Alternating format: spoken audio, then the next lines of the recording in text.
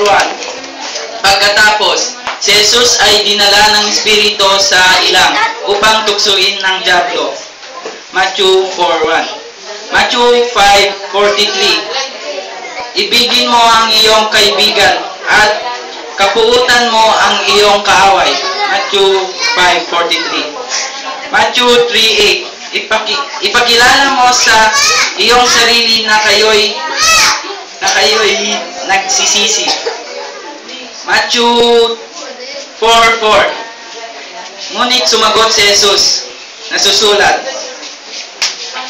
hindi lamang sa tinapay nabubuhay ang tao, kundi sa bawat namumutawi sa bibig ng Diyos.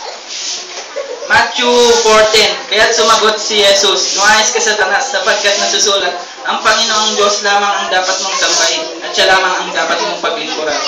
Matthew 4:1. Tingnan ninyo, magliliyang isang birhen, at magsisilang ito ng isang sanggol na lalaki, at tatawagin itong Emmanuel. Ang kahulugan ay kasama natin ang Diyos.